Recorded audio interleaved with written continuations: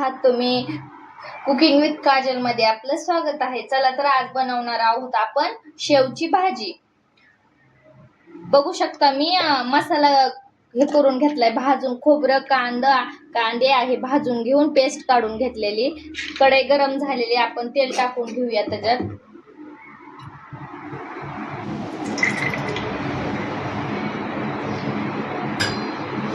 आता ही पेस्ट टाकून घेऊया. एकदा नक्की ट्राय करा शेवची भाजी. शेव मार्केट मधनं नाही आणलेली, काय नाही, आपण बेसन पिठाची लगेच तयार करणार आहोत शेव. टाकून घेऊया 1 चमचा कांदा लसूण मसाला, आणखीन थोडासा अंदाजे 1.5.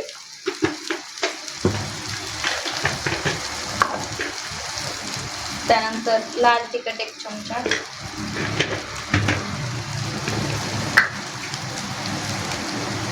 हळद,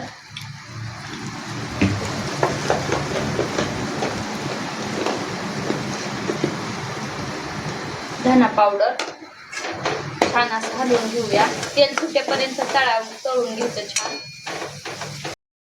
आता मसाल्याला छान तेल सुटले, आता त्यात पाणी टाकून घेऊया.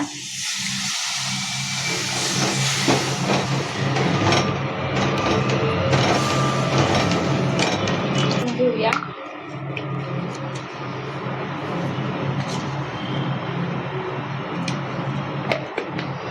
हे तर बघू शकता मी शेवसाठी बेसन पीठ घेतलेलं आहे.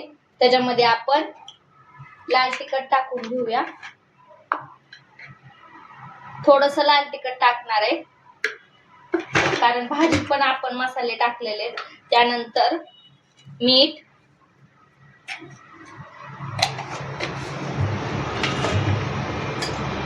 ते पाणी टाकून असं मिक्स करून घ्यायचं. शेवच्या आपण टाकायला येईन अशी आपण झाऱ्याने शेव पाडून घेणार आहोत त्याच्यात.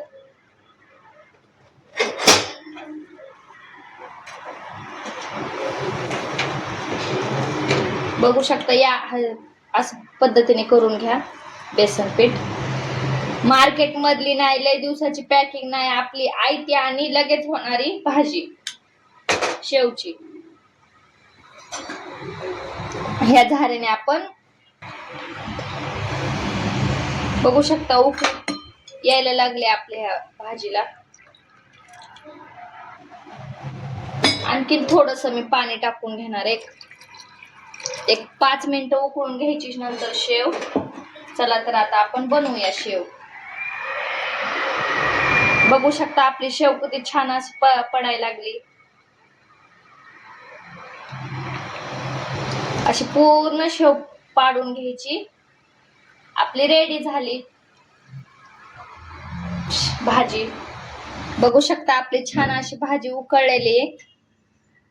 आपली छान अशी रेडी झाली शेवची भाजी. एकदा नक्की ट्राय करा.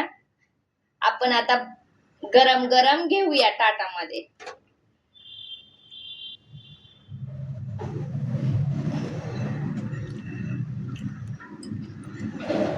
बघा कशी वाटते आजची रेसिपी, नक्की सांगा. मार्केट मधनं नाही आणली, काय नाही, डायरेक्ट आपण घरीच बनवली शेव आणि त्याचीच भाजी केली.